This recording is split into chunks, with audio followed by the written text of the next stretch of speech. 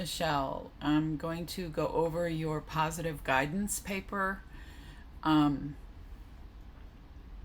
and it looks like these are the same noticing strategies. This is the same items.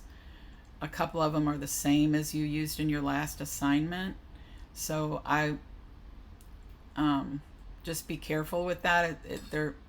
I would like you to come up with some different ones for this.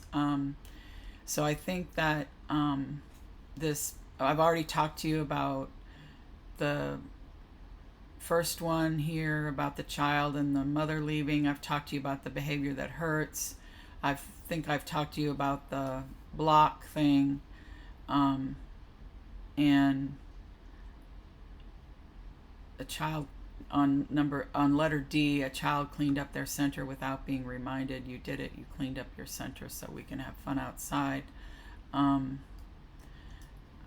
I'm concerned there that there's a consequence of not going outside if you don't clean up your center, and that's not something we want to do in conscious discipline. So if you can look at that again, that would be, I think, helpful. And I love this helping.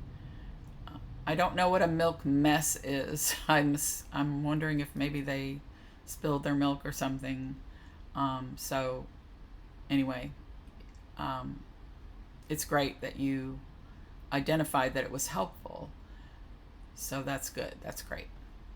So, but the other ones I'd like you to rethink.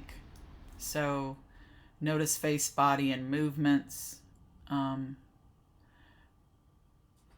Notice expression and emotions. Notice positive intent, desires, and thoughts.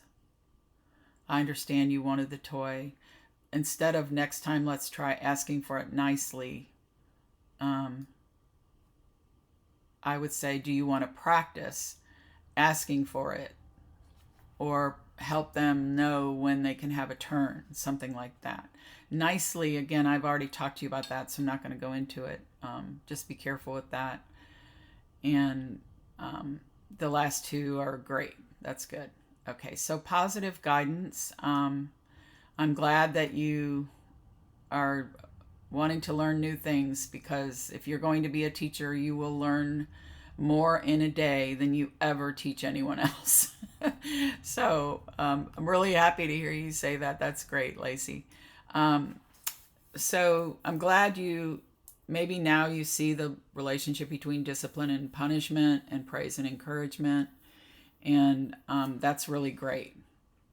So I'm just reading through here, and I'm going to see which areas I wanted to make sure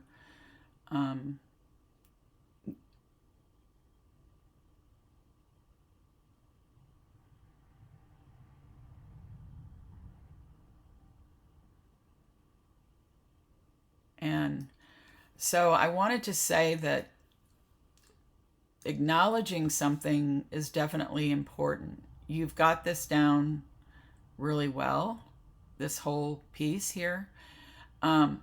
However, children do not learn to stop and think when we acknowledge how they feel.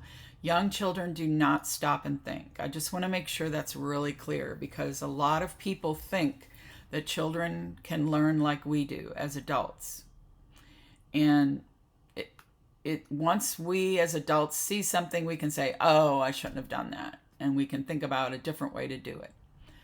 But children don't do that. We have to help them learn to do that by talking things through with them, doing puppets, singing songs about it, all kinds of ways. And that will take years. Again, I just wanted to make sure. And I also double check on Good Job that we understand that 30 times is a lot. This is something we want to get out of our vocabulary. Okay, that's all, Lacy. Hope these are helpful. So just resubmit when you can, and on we go. You're doing great. You're really submitting a lot. So congratulations on that. And I'm enjoying reading them.